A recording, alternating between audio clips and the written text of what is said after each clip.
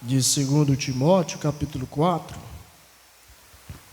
eu vou repetir somente aqui o versículo de número 5, que diz assim: mas tu sê sóbrio em tudo, sofre as aflições, faze a obra de um evangelista e cumpre o teu ministério. Amém?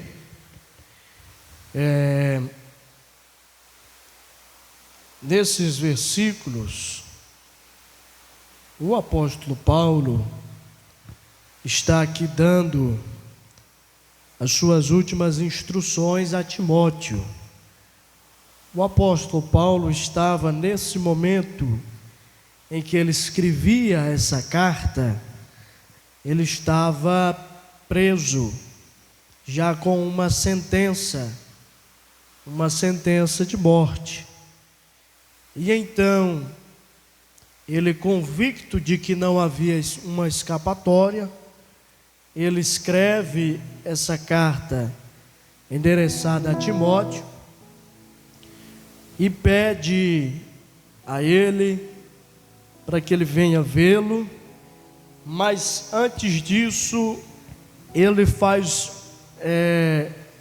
cerca de diversas alertas, diversos conselhos, e uma das últimas instruções que Paulo dá a Timóteo, que era considerado como seu filho, ele diz a seguinte palavra: mas tu sê sóbrio em tudo. E ser sóbrio nada mais é do que manter-se no controle, ter uma sanidade mental, ter a mente sã, sadia. Ao contrário da sobriedade, a embriaguez, ela faz com que o homem perca o controle, que o homem perca o domínio próprio, e então ele não consegue pensar com clareza, não consegue falar com clareza, não consegue decidir com clareza, porque ele não tem a noção real daquilo que realmente está acontecendo, da realidade. Então o apóstolo Paulo está aqui exortando Timóteo a ser sóbrio, a ter uma mente baseada na palavra de Deus, a ter uma sanidade mental, para que ele não venha ser confundido com as filosofias do mundo, com as doutrinas de outras religiões, e nem mesmo as fábulas que os pais, que os mais velhos contavam. Isso nós vemos no versículo anterior, no versículo 3, que diz assim: porque virá tempo em que não suportarão a sã doutrina, mas tendo comichão nos ouvidos, amontoarão para si doutores conforme as suas próprias concupiscências, e desviarão os ouvidos da verdade, voltando às fábulas. Então, ser sóbrio traz a noção de manter-se com a mente alerta, com a mente ligada na verdade. Aleluia.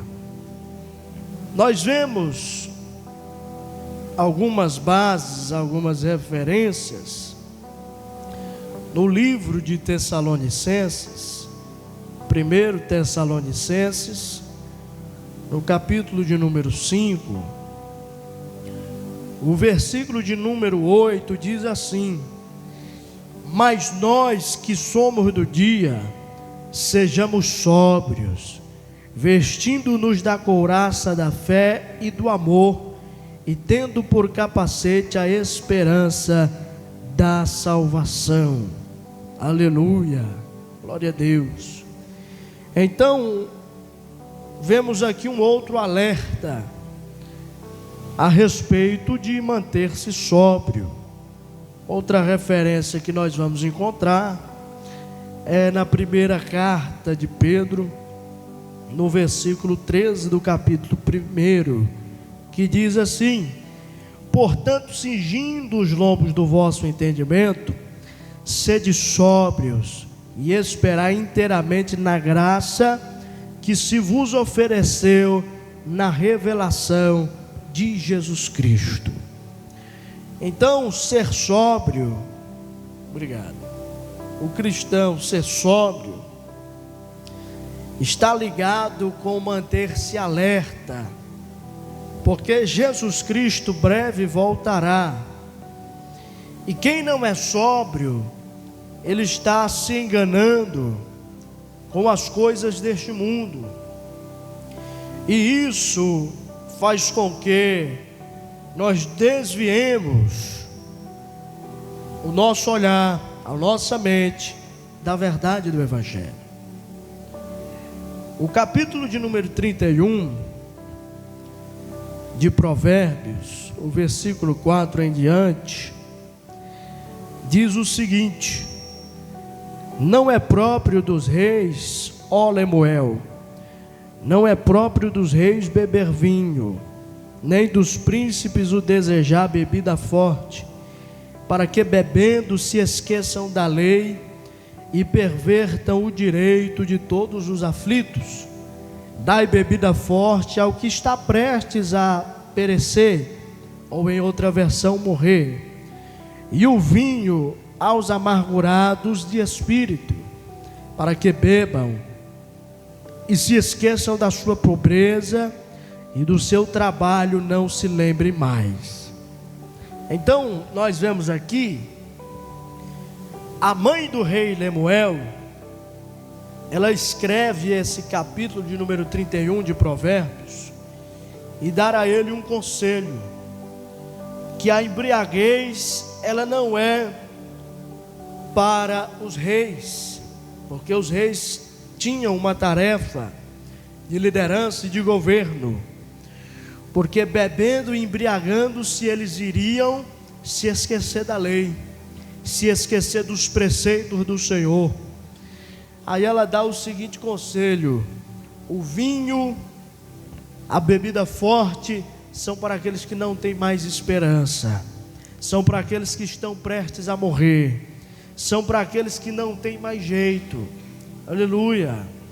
E trazendo isso para as nossas vidas, um sentido espiritual, nós entendemos que permanecendo na verdade, estando alerta, nós nunca perderemos a nossa esperança. E a nossa esperança, ela está em Cristo Jesus, porque um dia Ele voltará, aleluia, e arrebatará a sua igreja para estar sempre com Ele, para sempre com Ele, aleluia. Mas para isso nós precisamos de nos manter sóbrios, de nos manter alerta, porque o diabo, segundo a palavra do Senhor, ele anda ao nosso derredor, bramando como um leão, procurando a quem possa tragar. Eu vou até ler o versículo 8 do capítulo 5 de 1 Pedro, diz assim: sede sóbrios e vigiai, porque o diabo, vosso adversário, anda em derredor, bramando como o leão, buscando a quem possa tragar, ao qual resisti firmes na fé, sabendo que as mesmas aflições se cumprem entre os vossos irmãos no mundo. Aleluia. Então veja que aqui o apóstolo Pedro está alertando também sobre se manter sóbrio, se manter vigilante, porque o nosso adversário, ele está ao nosso derredor. Então o diabo, ele não está satisfeito com a nossa conduta, com a nossa vida diante de Deus. Sempre quando vamos ao templo, é uma oportunidade de nós ouvirmos a palavra, de sermos instruídos e direcionados por ela. E quando isso acontece, o nosso adversário, ele se enfurece. É por isso que o apóstolo Paulo, no capítulo 6 de Efésios, no versículo de número 10, ele diz que as nossas lutas, a nossa peleja, não é contra a carne ou sangue, mas são contra as potestades espirituais da maldade. Ou seja, nós precisamos então, segundo o versículo 11, nos revestir de toda a armadura de Deus, para que nós possamos então estar firme contra as astutas ciladas do diabo. Que armaduras são essas? Versículo de número 13 diz assim: portanto tomai toda a armadura de Deus, para que possais resistir no dia mau, e havendo feito tudo, permanecer inabaláveis.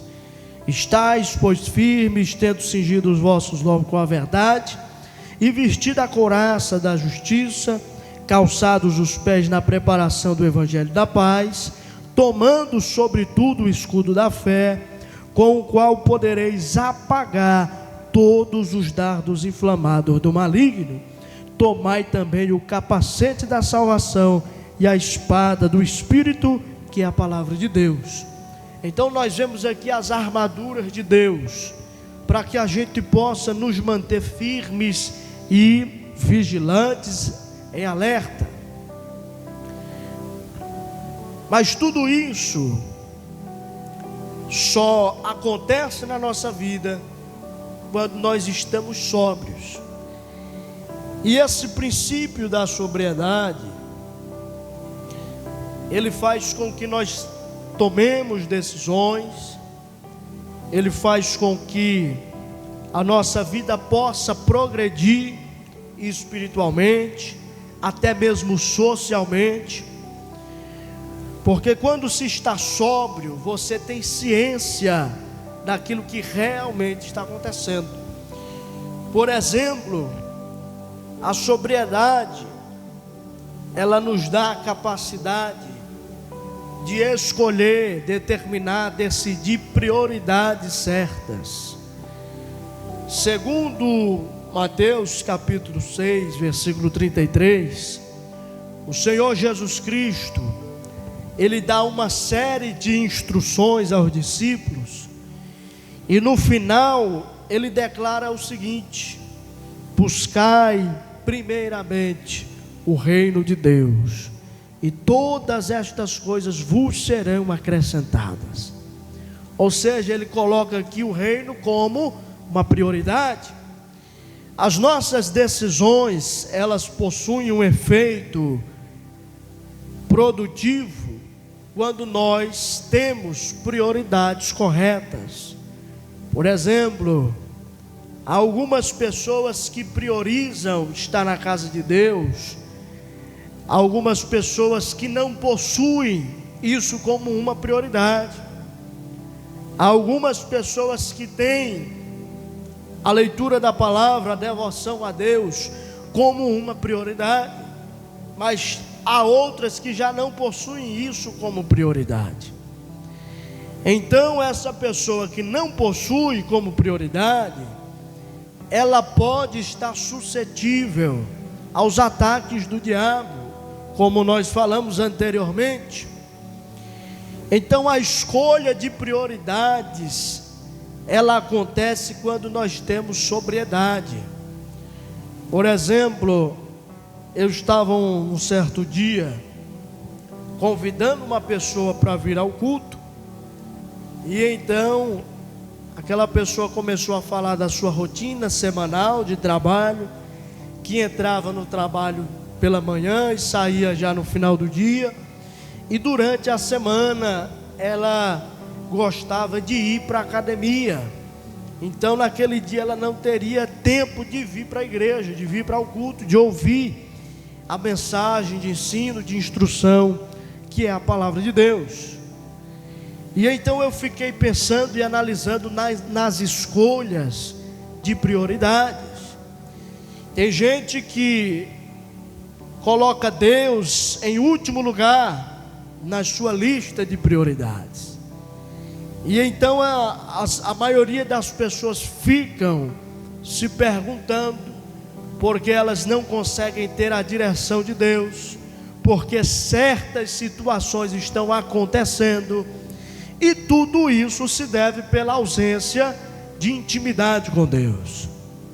Porque quando você coloca o reino, coloca Deus como prioridade na sua vida, o Senhor, Ele te direciona, Ele fala com você, Ele te leva pelo caminho certo, Ele te dá força, Ele te renova, aleluia. E por último, você vai estar na lista de pessoas que irão ser arrebatados para estar para sempre com o Senhor Jesus, aleluia. Mas tem gente que ele diz que é cristão, mas ele não ora, ele não vai à igreja, ele não lê a Bíblia. Então parece-se incoerente, ou seja, as ações não têm ligação com aquilo que a pessoa está falando. Ou seja, ela diz que é crente, mas o comportamento dela diz completamente o contrário. Então a escolha de prioridades, ela me leva a estar mais próximo do Senhor, a colocar o reino como prioridade na minha vida. A segunda coisa que a sobriedade traz é a consciência real dos fatos, ou seja, daquilo que está acontecendo. Porque a pessoa embriagada, ela não tem consciência realmente daquilo que está acontecendo. Ela fala com você, conversa com você, mas no outro dia, quando você vai conversar com ela, ela não se lembra de nada daquilo que aconteceu no dia anterior. Ou seja, ela não tem consciência daquilo que é realmente a realidade. Aleluia. E o Evangelho, ele nos dá essa capacidade de iluminação, de ter a nossa mente iluminada pelo poder da palavra de Deus. O capítulo 2 de Colossenses, versículo 8, diz assim: tende cuidado para que ninguém vos faça presa sua, por meio de filosofias e vãs sutilezas, segundo a tradição dos homens, segundo rudimentos do mundo, e não segundo Cristo. Aleluia. Veja só que tremendo esse versículo. A sobriedade, ela traz o sentido de iluminação da mente. E quando se vai pela filosofia do mundo, pelas filosofias das pessoas por aí fora, a sua mente acaba sendo pervertida por aquilo que os outros falam. É por isso que o apóstolo Paulo, ele exortou Timóteo, dizendo para ter cuidado com as filosofias e as fábulas. Então, já aqui nesse versículo nós vemos o texto dizendo que nós precisamos nos manter segundo a Cristo, segundo aquilo que o Senhor já nos revelou, já nos falou por intermédio da sua palavra. Aleluia. Então tudo aquilo que não está no Evangelho, você pode jogar fora. Aleluia. Tudo aquilo que não é segundo a Cristo, você pode deixar de lado, porque isso pode te desviar do caminho da verdade. Aleluia. E quando nós temos acesso ao Evangelho, nós temos essa iluminação, e essa iluminação nos faz manter conscientes daquilo que realmente está acontecendo. Aleluia. O livro de Romanos, no capítulo de número 5, no versículo de número 2, diz assim: pelo qual também temos entrada pela fé a esta graça, na qual estamos firmes e nos gloriamos na esperança da glória de Deus. E não somente isto, mas também nos gloriamos nas tribulações, sabendo que a tribulação produz a paciência, e a paciência a experiência, e a experiência a esperança. E a esperança não traz confusão, porquanto o amor de Deus está derramado em nossos corações pelo Espírito Santo que nos foi dado. Aleluia. Ou seja, a esperança ela não traz confusão. A esperança em Cristo Jesus, que é o Evangelho, aleluia, ela nos mantém firmes na verdades e conscientes daquilo que realmente está acontecendo. Tem pessoas que estão passando por situações em que o próprio inimigo das nossas almas está agindo, mas ele não tem consciência que é o diabo que está agindo naquela situação. Então ele permite que certa situação continue e permaneça, e ele acaba se afastando dos caminhos do Senhor. Muitas vezes um serviço, um emprego te tira da presença de Deus. Esses dias eu estava conversando com um irmão, e ele dizendo que começou a trabalhar num serviço de segurança de carro forte, e então aquele serviço acabou afastando ele da presença de Deus durante cerca de 14 anos. Então veja só o espaço de tempo que ele perdeu longe da presença de Deus.